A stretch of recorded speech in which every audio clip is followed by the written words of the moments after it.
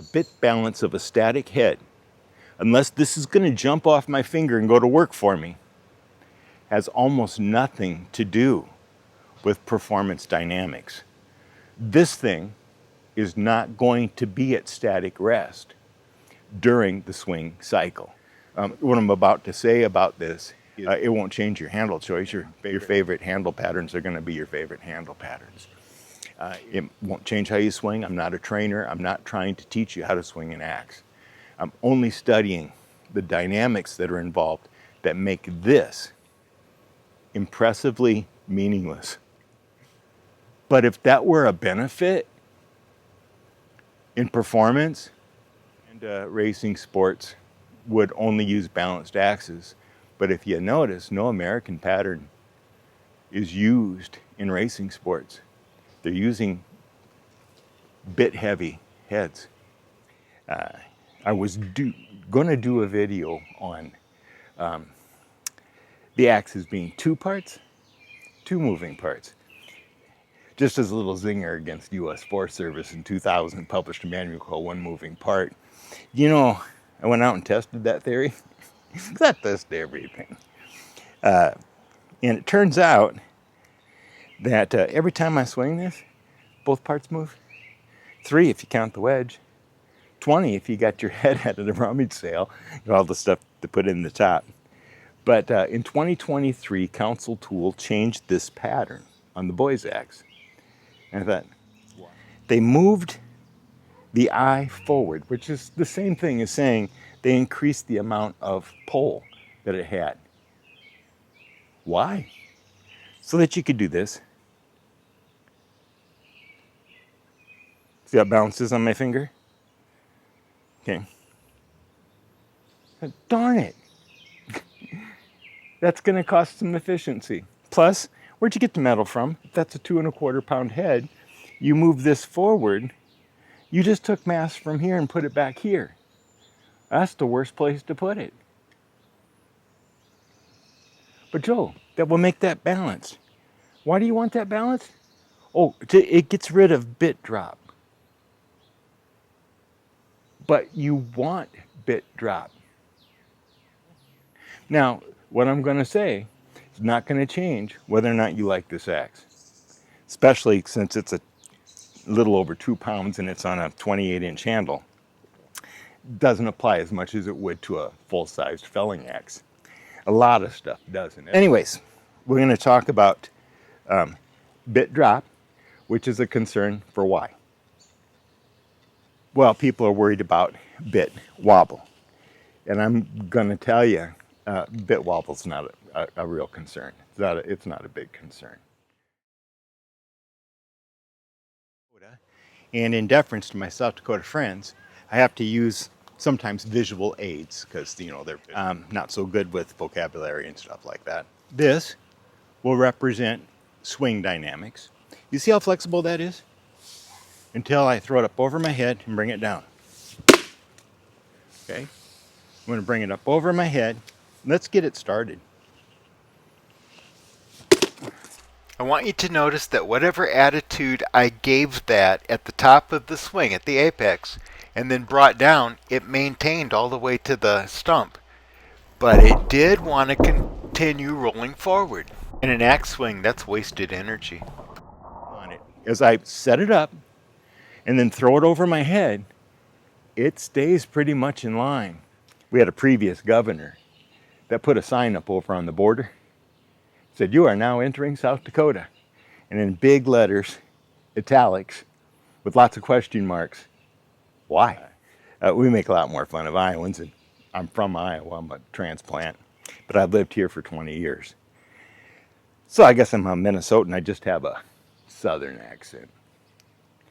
This static demonstration of balance has almost nothing to do with the dynamics of swinging an axe.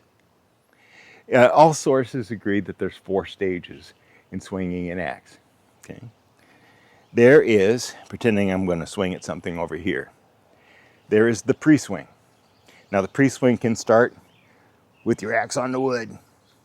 And what I'm doing is I'm letting my hands register on this handle, but I hold it up here. So here's the beginning, the pre-swing. Look at how much control I've got. My hands are on this handle. I'm getting what the motor control studies were calling proprioceptive feedback. It just means the signals about the axe's attitude are coming back to me through the handle. So there's my reference. Massive control here in the pre-swing, massive control in the backswing, and now a whole bunch of stuff happens. As I pull this down, this hand slides down. My pivot point changes from elbow to wrist, and very quickly, all that control I had up here to set it up, I'm trading for just power to accelerate this. I'm going to charge it with energy, and that energy comes in the form of moving this mass. That gives it inertia. As I'm swinging through it, I'm generating so much power as centripetal force. Remember, in physics, there's no such thing as centrifugal force because I don't need another name for the forces that are involved. I have centripetal force, which pulls the head through its arc, and I have the inertia of this axe, which wants to go straight. So as I'm speeding it up, and this head wants to go straight, I'm pulling, and very quickly, my control switches to power, like this. And then the fourth stage is impact. Okay. So, real quickly, pre-swing, backswing, foreswing, impact. Oh, that's sweet. That's sweet. And I hit the spot that didn't have the mud. That's good. And just, once I start, I can't stop. Okay, so what happens to the forces that get applied to this? Here, when I'm slow, quasi-static, not really static, I've got power in here right now making sure that the head's lined up, especially if it's a bit heavy. And in the backswing, massive control. And as I start my swing, that control window condenses very quickly. But it doesn't matter. Because of the word quickly, there's no time for it to wobble.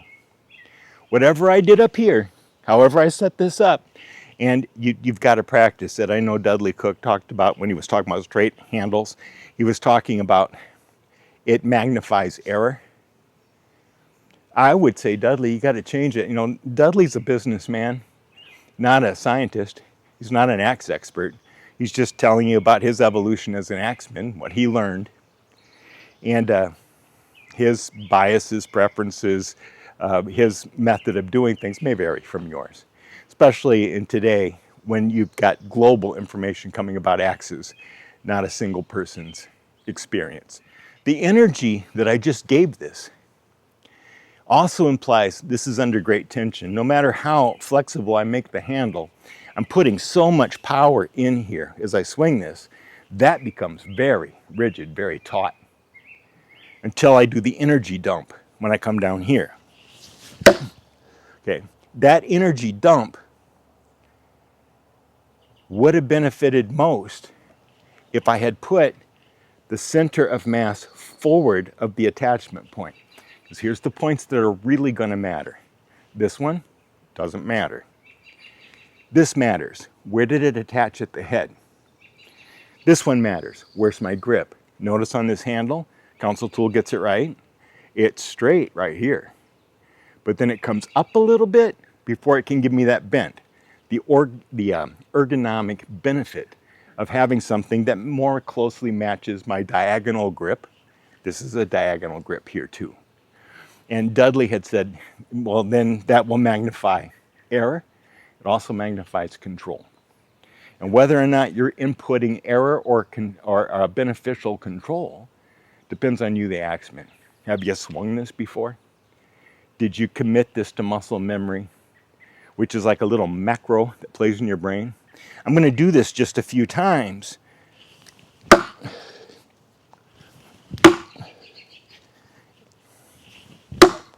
And my brain creates this little macro and so like, he's swinging that thing so fast, I don't have time to make adjustments to that. So it's going to go boom, boom, boom, boom, boom, like that as one process. So that you can do what Tim Gent says in his videos, people ask him, how are you so accurate? Because I'm not being very accurate today. Want to hit that line again. Pretty close. But remember, I'm not very good with 28. I'm better with 36. What Tim had said was, I look where I'm going to hit, and then I hit there. That's exactly correct. Because he does it so much, that's an automatic movement. And for people that switch hands, like me, I'll go left hand, then I'll do right hand. Different macros play. He's going to hit it on the left side of his notch. He's going to hit it on the right side of his notch. Play macro 1, play macro 2. Okay. Just really enjoying this. Okay. What's my favorite axe?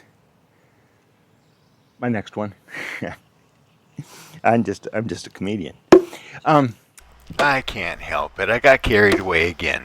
All right, so all I want to do is refer back to swinging in that wood block. Watch again what happens on impact. Wood mass below the attachment point tried to go into the log. Above the attachment point tried to roll over the log. If I set it up straight, it doesn't have time to wobble. But when it got to the end of its path, even though it hit point first, it wanted to continue. The same thing happens with this. Think of this force application line as opposed to the striking line. Okay, this is the striking radius. But the force application is from here down to here. And you'll notice on their handles they got it right. They have it kind of straight here. Then it comes up a little bit. Then it bends down a little bit. And that bend is for ergonomic benefit. And I would say, Mr. Dudley Cook, whatever gives me ergonomic benefit improves my accuracy, my power exchange, and my endurance as an axman. But I also want you to know that when I hit this, I'm going to give it a little snap. I would say that that helps me with that little snap. Because as I come through the swing, at the last moment, I can't swing through this. So I'm going to stop my arms. And at that last little bit, there's a snap. There's a little snap in there. And because this gives me extra room for that extra extension, snaps in there nicer. I like that. Don't have to have it. A straight handle would have done just fine. But the point is, where you apply the force, you see how that's a straight line? Divides the head. If the mass in front of the attachment point matches the mass that's behind the attachment point, I've lost energy on transfer. You're thinking about up here, I'm thinking about down here. I don't know if you can see what that's doing, but when I throw that into wood, anything behind the attachment point wanted to keep moving. I'm going to be charging this with kinetic energy from my body through the handle to this attachment point. Okay? When it hits, I was going through an arc. That meant the head wanted to keep going that way. But I pulled it. I pulled it through its arc, pulled it down into the wood. Now you would think this is one solid mass. You can think that, but you have to think of it this way. You divided this at center mass. All of this mass forward of the attachment point was dedicated to the cut. This part back here, I know old-time literature says it acts like a driving force. It's a hammer back here. Not so much. It's here for counterweight so that you can have it balanced like this. That comes with a price. Council tool, dang it, 2023, you changed your design. You decreased the depth of cut. I would appreciate that more. And you reduced its efficiency. How do you lose that energy? That back counterweight wants to keep going. It's torquing my handle up. People who have swung a Tassie or swung a racing axe said like, well, how come that doesn't buzz my hands more? It's because you got the sweet spot further up. There's less torquing your axe up. Let's do this now. This will demonstrate that much better because from the center where I'm applying the force, it's equidistant.